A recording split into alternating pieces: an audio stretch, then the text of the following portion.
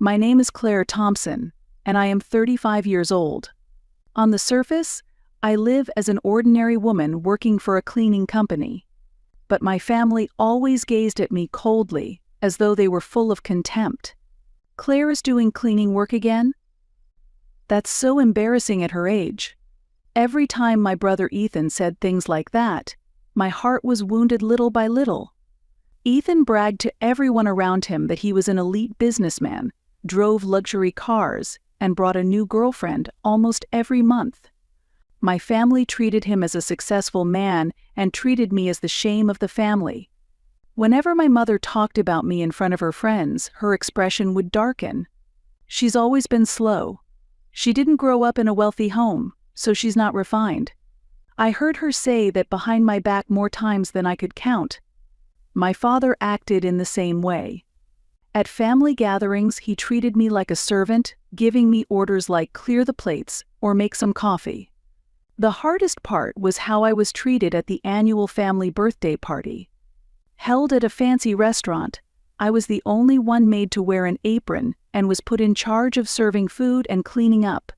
The guests mistook me for a helper and casually gave instructions like, "Could you clean up a little more neatly?" Or, "Can I have some more water?" Claire is good at housework, so she enjoys taking care of everyone. Every time my mother said that, I felt anger quietly building inside me. It wasn't that I was good at housework, I was being forced to do it. The situation was no different at extended family gatherings.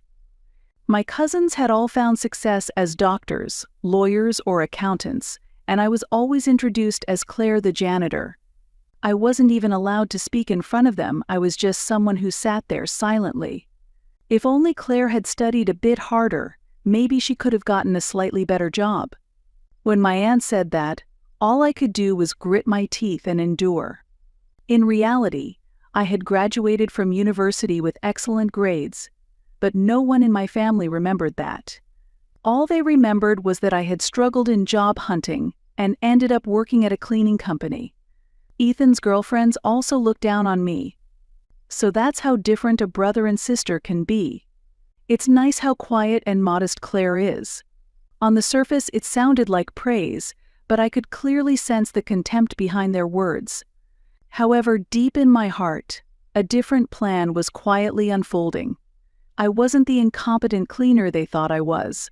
While my family looked down on me, I was secretly accumulating what I called my war funds. My cleaner's salary wasn't high, but I had another source of income. I took on web design work online at night, and on weekends I worked as a freelance programmer handling small projects. I had taught myself all the technical skills. I devoured old programming books borrowed from the library and took free online courses, gradually improving my abilities. Even when my family saw me sitting at the computer, they assumed I was just playing games or something. In reality, I was spending 3 to 4 hours every night learning technical skills. I started with HTML, CSS, and JavaScript, then expanded into Python and database design. At first, I handled small website projects, but eventually I was entrusted with larger ones. When I built an inventory management system for a company, I earned a reward of $4,170.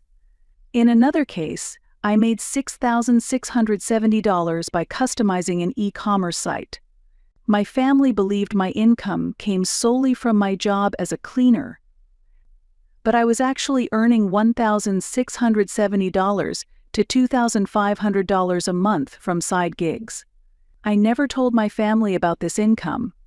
I saved all of it as capital for investment purposes. I even opened a separate bank account at a different branch so my family wouldn't know. I hid the passbook and card in my work locker and took every precaution to ensure my family never found them. 5 years ago, I began a small-scale real estate investment anonymously. It started with a unit in an old apartment, which I renovated and subleased for profit. Using the profits from that, I invested in slightly larger properties and gradually expanded the scale. My investment strategy was cautious and reliable. I conducted thorough market research and analyzed location conditions and future potential in detail before purchasing a property. I also made use of my experience as a cleaner to determine which properties would be easier to manage and yield long-term profits. Because my cleaning job took me into various buildings, being able to assess the structure and condition of facilities firsthand was a major advantage. This building has old plumbing, it's going to be a problem later. With this location, I'm sure I can find tenants easily. These on-the-ground instincts helped guide my investment decisions. When I purchased my first property, the real estate agent looked down on me. "Can a cleaner really afford a property like this?" he asked in a rude tone. But I will never forget the look on his face when I paid in full with cash. I kept living a life where I worked as a cleaner during the day and spent my nights studying investment and doing side jobs. I only slept about 4 hours a night, but my hope for the future kept me going.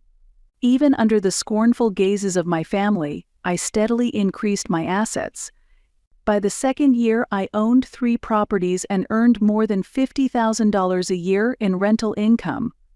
In the third year, I expanded further and even purchased a small office building. My family still believed I was a poor cleaner, but in reality, my annual income had exceeded $166,670. With the success of my investments, I began planning something even bolder, entering the hotel industry. It was an ambitious plan that started with small business hotels and aimed to eventually acquire luxury resort hotels. Then, last year, a major opportunity finally came. The luxury hotel Ocean View Resort in Hawaii, which my family used every year, was facing financial difficulties and was put up for sale. Without hesitation, I submitted a bid and successfully purchased the property through an anonymous investment firm called Pacific Hospitality Group. The purchase price was $125 million. The business I had started 5 years ago, with just tens of thousands of dollars in investments, had finally succeeded in a transaction worth over $100 million. But this was only the prologue to my plan for revenge. Every year, my family spent Thanksgiving vacation at this hotel, staying at a discounted family rate. They had no idea that the hotel had changed ownership and continued treating the staff with their usual arrogance.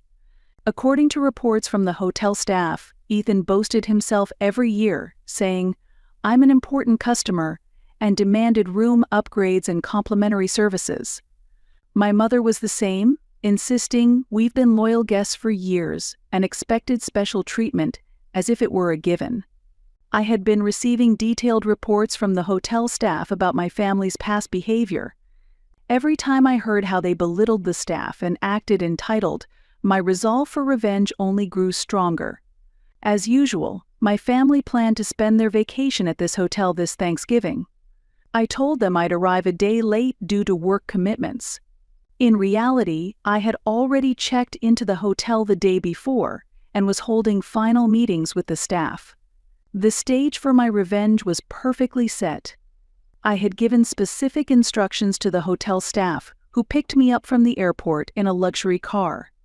I will be checking in under the name Claire Thompson, but under no circumstances should my family be told that I am the owner of this hotel. When I reunited with my family in the hotel lobby, their attitudes were exactly the same as always. My mother frowned at my modest clothes and sighed. "You could have at least dressed better. It's embarrassing to see your clothes in such a luxury hotel. Claire, can you carry our bags to the room?" Ethan said casually. "And take everyone's suitcases too. You're used to heavy lifting, aren't you?" I was humiliated in front of the other hotel guests who were watching us. But I nodded silently and started carrying the bags. In my heart, I was finalizing the last part of my revenge plan. While carrying the luggage to their rooms, I overheard their conversation. "I'm glad we got the family discount again this year.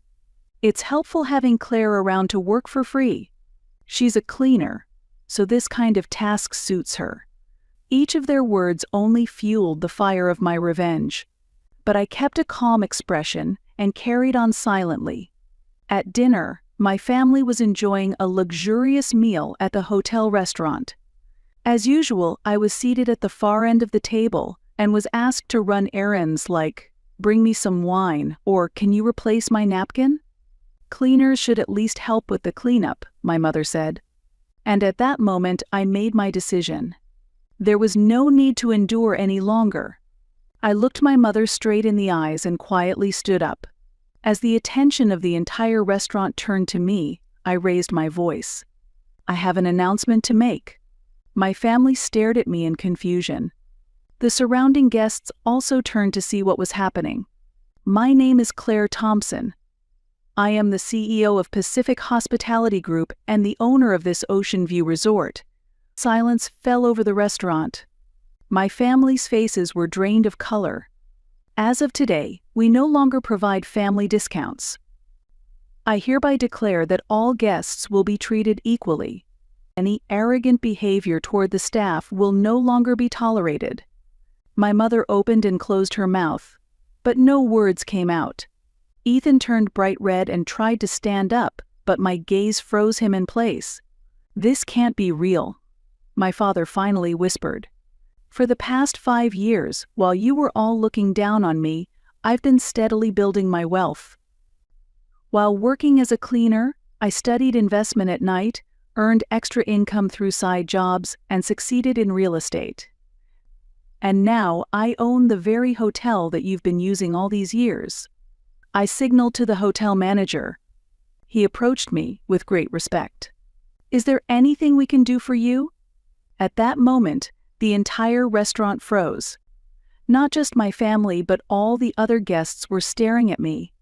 The woman they had once called Claire the cleaner was in fact the owner of the luxury hotel where they were staying. The next day, I dropped another bombshell. I revealed the results of the investigation I had conducted on my brother Ethan. "Ethan, I know that you've been pretending to be an elite businessman." At the breakfast table, I calmly began to state the facts. "In reality, you are unemployed. Over the past 3 years, you've dated 7 different women, borrowed money from them without paying back, and implied marriage to extract even more funds." Ethan's face turned pale. "What are you talking about?" "Lily Anderson, Sophie Carter, Olivia Davis, shall I continue? Each of them was deceived by you and lost large sums of money. Yesterday, I submitted their testimonies and evidence to the police. I showed them the case acceptance number I had received from the police station on my smartphone. They have confirmed marriage fraud and criminal fraud charges against you. An arrest warrant for you has been scheduled to be issued by next week." My mother spoke in a trembling voice. "No, Ethan couldn't possibly be a fraud. That's right. The son you all praised as a successful man was actually a swindler who deceived women and took their money. The luxury cars and the upscale apartment, everything was purchased with money from the women he conned." Ethan stood up and tried to flee the hotel, but I had already informed the hotel security in advance. The guards politely but firmly detained him. "Claire, you." That was the last thing Ethan spat out. After that, I gave my family a thorough education. First, I billed them for their stay at the full rate. Without any family discount, it was $416.67 per night. For 4 nights, the total came to $1,666.67. When I handed the invoice to my father, his face quickly turned pale. "There's no way I can pay this kind of money. In that case, you are free to move to another hotel." However, all other luxury hotels in Hawaii are currently fully booked. The only available rooms are at the hotels owned by my group. In fact, I had coordinated with other hotels in advance to make booking during this period extremely difficult. My family was left with only 2 choices: stay at my hotel or move to a cheap, run-down inn. With tears streaming down her face, my mother apologized. "Claire, I'm truly sorry for everything.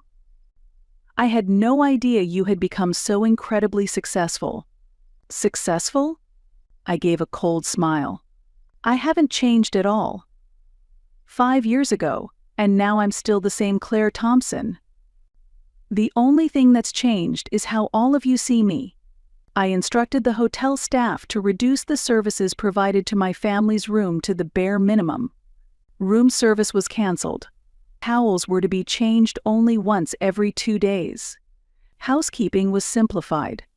You've all looked down on me for being a cleaner. So now, clean your own room. You'll get to experience firsthand just how hard my job really was. Trembling with humiliation, my father started apologizing profusely to me. Please, Claire. Put everything back the way it was. No, this is the reality. If you don't have the money, you don't get the services. When I was being looked down on as a cleaner, did any of you even once think about how I felt? By the time Thanksgiving vacation came to an end, my family's attitude had completely changed. They spoke to me respectfully and carefully watched my expression as they addressed me. But to me, the true victory wasn't their change in attitude. The true victory was that I no longer needed anyone's approval. Sitting alone in the hotel owner's office, drinking coffee, I gazed out at the beautiful ocean view. The woman once looked down on by her family as Claire the cleaner has turned out to be a businesswoman with assets worth several $1,000,000. But more important than anything was the fact that I had learned to define my own worth.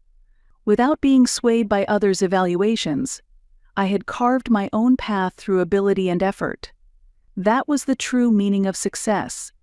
On the final night, my family offered to reconcile. With tears in her eyes, my mother said, "From now on, we want to respect you and support you as a family." I quietly listened to their words, but I no longer needed their approval. I understand how you feel, but from this point on, our relationship will be entirely equal. I no longer live to be acknowledged by anyone. After returning from Hawaii, my life changed dramatically. I quit my cleaning job and decided to focus fully on my real estate investment business. Pacific Hospitality Group grew rapidly, acquiring multiple hotels not only in Hawaii, but also across Japan. Ethan was prosecuted for marriage fraud and sentenced to 2 years in prison. I personally paid compensation to the women he had deceived. I understood their pain. I had known what it was like to be looked down on by my own family for many years. My parents began to boast about my success to those around them, but I kept my distance. While I remained in regular contact, I no longer attended family gatherings like I once did. I had formed new relationships. Business partners, hotel staff, and investors, none of them looked down on me for having been a cleaner. They evaluated me purely based on my skills and achievements. For the first time, I experienced truly equal human relationships. A year has passed since then. My company has grown into a business with annual revenue exceeding $8.33 million and over 50 employees. Media interviews have increased, and I am often featured as a successful female entrepreneur. However, I have never hidden my past. I spoke honestly about my time as a cleaner and the contempt I endured from my family. I believed that doing so would encourage others who were in similar situations. What's your secret to success? People often ask. My answer is always the same.